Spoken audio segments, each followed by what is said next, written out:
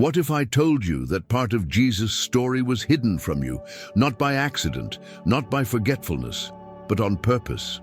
There's an ancient manuscript found in the sands of Egypt that reveals truths so deep and so dangerous that they were excluded from the official Bible, a text that portrays Mary Magdalene as much more than a follower, but as Jesus' true spiritual confidant. Yes, that's right. The Gospel of Mary Magdalene not only exists, but it contains revelations from Jesus that challenge everything traditional religion has taught us about faith, authority, and salvation. It was labeled heretical, archived, forgotten, because it spoke of female leadership, Gnostic spirituality, and a direct connection with God, without temples, without hierarchies. But now it's being rediscovered. And in this video, you'll understand why this gospel was banned, what Mary truly knew, and why her voice was so feared. And if you stay with me until the end, you'll hear a powerful prayer, a prayer that connects you directly to this energy of revelation, strength, and spiritual awakening. So take a deep breath, because you're about to uncover one of the most hidden and transformative parts of Christian history. They say the most unsettling truths are often buried by time, and the Gospel of Mary Magdalene was nearly buried forever. Written between 30 and 180 AD, this apocryphal Gnostic manuscript survived in fragments that reached us in both Greek and Coptic. Imagine a millennia-old secret hidden in the Egyptian deserts, waiting patiently for someone brave enough to listen. It's no exaggeration to say that this knowledge remained locked away for centuries. But how did this forgotten gem come to light? In 1896, amid the scorching sands of Egypt, archaeologists stumbled upon a Coptic manuscript, and little did they know they were facing one of the most impactful forbidden gospels in history. Its publication, not until 1955. Now think with me. Why did it take almost 60 years to release this text to the public? The early church, the structure of the biblical canon, and the established tradition may not have felt very comfortable with what this text revealed. The style of the text grabs attention immediately. Introspective phrases, dense symbolism, and a structure that closely resembles the Gnostic texts of Nag Hammadi. It's reminiscent of today's spiritual self-help books, but with a sacred ancestral weight. And that's no coincidence. This literature is filled with spiritual visions, dialogues between Mary and Jesus, and teachings from a secret wisdom that confronts traditional dogmas. Gospel of Mary, chapter 5, verses 4 to 11. Now tell me, how would your life change if you knew there was another side to the story? A side that was never told during those Sunday sermons of your childhood. When I read the first excerpts, I have to admit, it felt like a veil had been lifted from my mind. This gospel unveils a Gnostic spirituality that doesn't depend on intermediaries or institutions. It's just you, the divine, and the middle path. It really makes you wonder whether everything we've been told about faith is the whole story. Looking at history through a less doctrinal and more critical lens, it becomes clear that the preservation of this manuscript was almost a miracle. While many other texts were burned, buried, or torn apart, the Gospel of Mary Magdalene endured. And it is precisely that endurance that carries a powerful message for our times. Spiritual truth is like water. It finds a way through, even between the hardest rocks of tradition. And in this same spirit of truths that refuse to be silenced, we discover the surprising role of Mary Magdalene in this gospel. Because if this text was so zealously guarded for centuries, what was it that Mary had to say that made so many people uncomfortable? Mary Magdalene wasn't just a woman among the apostles. She was the bridge between the visible and the invisible, between flesh and spirit. In the Gospel of Mary Magdalene, we see a woman ahead of her time, a disciple who receives revelations from Jesus that even the male apostles couldn't grasp. It was no coincidence that Jesus chose her for such deep confidences. Gospel of Mary, chapter 4, verses 3 to 7. Have you noticed how female voices are often silenced in official narratives? Well, not here. Mary is the one who comforts the disciples after Jesus' departure, showing a form of feminine leadership grounded in wisdom, presence, and strength. She speaks with confidence, and the silence of the others reveals something uncomfortable. A woman was leading, and that made people uneasy. The echo of that discomfort still resonates through history. In the context of the Forbidden Gospels, she's not a supporting character wiping Jesus' feet. She is Mary the disciple, the one who listens, understands, and teaches. She carries not only comfort, but revelation. At a time when women were seen as incapable of interpreting the sacred, she became the guardian of the mystery itself. A woman speaking of the invisible, that was, and still is, revolutionary. While the apostles were questioning, she was acting, and that's deeply relevant to our daily lives. In times of crisis, instead of asking, "Who's going to fix this?" be Mary. Trust what you know, what you feel, what you've seen. In a corporate setting, for example, she would be the leader who leads with purpose and listens to intuition before making a strategic decision. If the New Testament portrays her as a marginal figure, this apocryphal manuscript exalts her as a protagonist. And that changes everything. We're talking about a spiritual authority who redefines the logic of traditional Christianity. A woman with direct access to the divine who doesn't ask permission to speak. She just speaks with strength and grace. Gospel of Mary, Cad 6, Vray 1-8.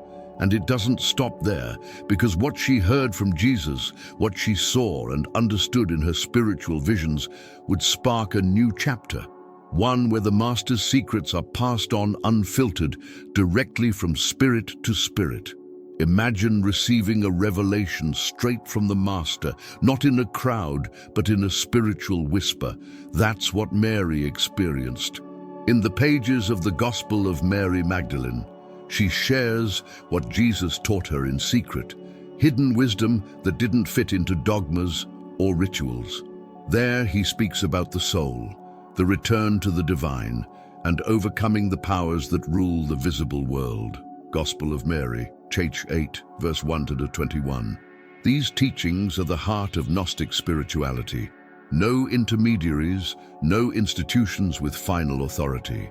Jesus teaches that the path is within us, that salvation is awakening, an act of consciousness, not guilt. This directly challenges traditional Christianity, which built its foundation on sin and obedience. A forbidden gospel, not by accident. Mary speaks of 7 powers the soul must overcome to return to its pure state. Lust, ignorance, anger. All of these appear as internal barriers, not external forces.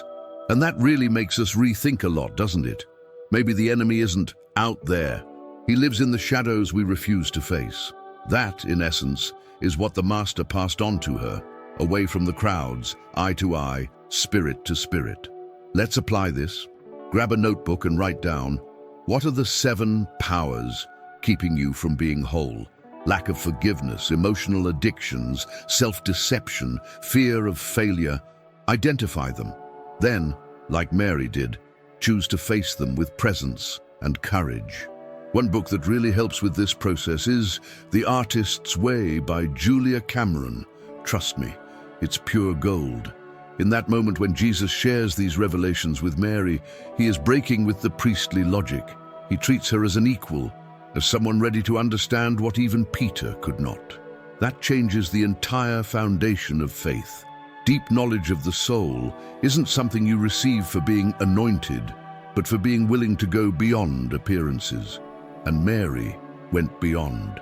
So far beyond that, when she shared these visions with the other disciples, she wasn't met with applause, but with doubt and resistance. And that opens a new point of tension, one that has more to do with power than with faith. Imagine revealing something deep, sincere, transformative, and being immediately dismissed. That's what Mary experienced when she shared her spiritual visions with the disciples. Peter and Andrew, the same men who walked with Jesus, responded with coldness and suspicion. "How could the Master speak to her and not to us?" Peter asked, caught between jealousy and disbelief. Gospel of Mary, chapter 9, verse 5-10. This tension between Peter and Mary isn't minor, it's symbolic. It represents the clash between the new and the traditional, between spirit and structure. Peter versus Mary is far more than a theological debate. It's a confrontation between worldviews. Peter wants order, hierarchy, rules. Mary brings the invisible, the fluid, the sacred feminine. That same conflict still echoes today in workplaces, families, and churches. Levi, on the other hand, stands up and says something that should be engraved on the walls of every religious institution. If the Savior made her worthy, who are we to reject her? Gospel of Mary, chapter 10, verse 1-4. He recognizes something rare. Mary wasn't seeking power, she was seeking truth. That moment reveals that even among Jesus' closest followers, there were divisions, and those divisions shaped the future of Christianity. Let's reflect with a real-world example. Think about a workplace. Have you ever seen someone share a great idea and be ignored simply because they didn't have a high enough title? Same mechanism, ego, power, fear of the new. And Mary represents exactly what challenges that system. Someone who, without a formal title, shines with a light that threatens the status quo. That's revolutionary and terrifying for those trying to maintain control. This conflict among the disciples isn't just historical, it's human. It lives in our relationships, in our internal resistance, in those moments when we dismiss another person's value just because they remind us of something we don't want to face. Mary was a living reminder that the spiritual does not submit to hierarchy, that the sacred is, above all, liberating. And for many, that was far too dangerous. Do you see the magnitude of this rupture? From this point on, we're no longer just talking about faith, we're talking about power structures. And that leads us directly to what happened to this gospel afterward, to the exclusion of texts that didn't fit, to the early church's efforts to silence what it couldn't control. History is written by the victors, and in the case of the Gospel of Mary Magdalene, it was erased from history before it was even told. When the early church leaders began organizing the biblical canon, they decided what would be included and what was too dangerous to preserve. Do you realize how powerful that is? Entire texts were silenced because they challenged the emerging structure of authority. Gospel of Mary, Ch. 1. Introduction. The process, the criteria were simple.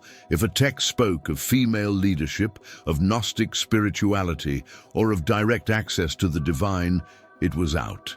It was a theological and political purge. The Gospel of Mary, with its mystical tone and bold egalitarianism, was a threat. How could they accept a woman as the bearer of Jesus' revelations? That shook the very foundations of ecclesiastical patriarchy. The ecclesiastical councils of the 2nd to 4th centuries acted with determination. Between councils and meetings, a sacred catalogue was formed, and Mary had no place in it. It was like creating a spiritual playlist where only the authorized men played. The rest? Archived, forgotten, persecuted, and in the process a great deal of hidden wisdom was swept under the rug. Now think with me, how many truths have you missed simply because they came from an unexpected source? How many times have you dismissed an intuition because it didn't have an official stamp? Exactly. The same happened with this gospel. And that says more about those who excluded it than about the content itself. The exclusion of texts reveals fear, fear of the unknown, of what cannot be domesticated. The irony is that Jesus himself, so often portrayed as subversive and liberating, had his name used to justify an institution rooted in control. What Mary conveyed, that alternative spirituality based on inner freedom, didn't fit into a religion in formation. And the price for that? Centuries of imposed silence, but silence is never eternal, and that echo of Mary, muffled by ecclesiastical libraries, is beginning to resurface with power. That's where we enter a new chapter in history, a phase where the role of women in the spiritual realm must be re-examined, remembered, and above all, restored. If Mary Magdalene was erased from official records, what does that say about the value placed on the female voice in faith? The answer is hard but necessary. There was a suppression of female leadership that shaped not only theology, but the very way spirituality was lived for centuries. It wasn't just Mary who was silenced. It was an entire lineage of wise women. Gospel of Mary, Acts 10, verse 4-7. With the institutionalization of Christianity, the church stopped being a living movement and became a hierarchical structure where men set the rules and women obeyed, and those who dared to think differently, heretics. And what's most symbolic? The woman who understood Jesus the most, Mary, was the one who most disturbed the apostles, not because of a lack of faith, but because of too much light. That spiritual marginalization came at a high cost. We lost theological diversity, sources of inspiration, and Gnostic texts that offered a more inward, sensitive, and liberating view of faith. It's as if we shut an entire door in the temple of the Spirit, the one that leads to the sacred feminine. And the result is a Christianity that's more rigid, more institutional, less heart, and more structure. And it's not just religion. This pattern repeats itself in politics, science, and art. Women speak, but few listen. Women lead, but few follow. And when that happens, there's a collective impoverishment. Imagine if for 1,000 years, women had been spiritual leaders alongside men. How much knowledge would we have accessed? How much emotional healing might have already happened? Today, when we talk about contemporary influence, the world is beginning to reclaim that lost space, but there's still much to do. That's why we need to look back, not to dwell in the past, but to understand how much was taken from us. The role of women in the divine is not a concession, it's origin. Mary Magdalene was not an exception, she was a model. And if that model was hidden for so long, it's because its time had not yet come. And guess what? That time has come. We are entering an era where what was once hidden comes to light, and where Mary, with her revelations from Jesus and her silent strength, reappears as a guide. And that prepares us for the awakening of a new consciousness. For a long time, Mary Magdalene was portrayed in a reductive way, as a sinner, a repentant woman, a shadow in a greater story. But today, in what feels like a nearly prophetic turn, we're witnessing a growing modern movement of rediscovery that restores her original voice. The Gospel of Mary Magdalene has resurfaced like a wound that must be exposed in order to heal. And the modern world is, at last, ready to listen. Gospel of Mary, chapter 2, verse 6-10. Feminist, spiritual, and academic movements have begun to study this text with both reverence and urgency, not as myth, but as a map back to the sacred. The contemporary influence of Mary the Disciple can be seen in films, series, and books, like the Da Vinci Code, which, despite all the controversy, sparked a flame of curiosity in millions of readers. And that opened the door to a new kind of search. We're talking about a woman who was removed from the altars, but never from the hearts. She represents a reconnection with the divine feminine, with a non-hierarchical faith rooted in personal experience. And that resonates with those who are tired of empty rituals, of structures that push people away instead of drawing them in. Mary's Gnostic spirituality speaks directly to the modern seeker, the one who wants to feel, not just recite. And there's more. This revaluation has awakened a practical movement. Women and men are founding spiritual communities based on balance, mutual respect, and direct access to the divine. Alternative churches, meditation circles, Gnostic studies, all rediscovering that there is no intermediary between the soul and the eternal. You don't need permission to connect with God, you just need to remember how. The question that won't go away is, what else has been hidden from us? And more importantly, what are we ready to uncover now? Because if this gospel, silenced for centuries, is rising again now, it's because there's a spiritual urgency calling us. The call is simple yet profound. Listen to the voices that were silenced, and Mary Magdalene may be the most urgent of them all. But now what? Now that the truth is starting to be unearthed, there's only one thing left to do. Open your eyes and your heart to see what's always been right in front of you. And what comes after that? Oh, it's going to shake everything you ever believed. Now that you know this forgotten part of history, what will you do with it? Will you store it away as a curiosity, or use it as a key to unlock your soul? Because when a truth that's been silenced for centuries reaches you, it doesn't come by chance. It comes as an invitation, a calling, and maybe as a mission. Are you ready to take that step beyond memorized religion and step into lived spirituality? Mary Magdalene wasn't just a woman, she was a revelation. One that challenges systems and awakens souls. And now, you who have walked with me this far on this journey, I want to offer you a special invitation. Get ready, take a deep breath, be still inside, because now is the moment to connect with the divine as Mary did, with truth, courage, and love. Let's say this prayer together. Close your eyes and allow each word to echo within you. Lord of light, who spoke to the heart of a woman despised, today I open myself to hear what only silence can reveal. May I have Mary's courage to walk among the apostles unafraid of my truth. May my soul, like hers, overcome the 7 powers that bind me: ignorance, anger, fear, guilt, shame, doubt, and ego. And may I remember, the sacred lives within me and depends on no one's permission. Let my faith not be made of empty rituals, but of true encounters with your spirit. Let me hear your voice, even if the world tries to silence it. Just as you did with Mary, speak to me too, in secret and in truth. Amen.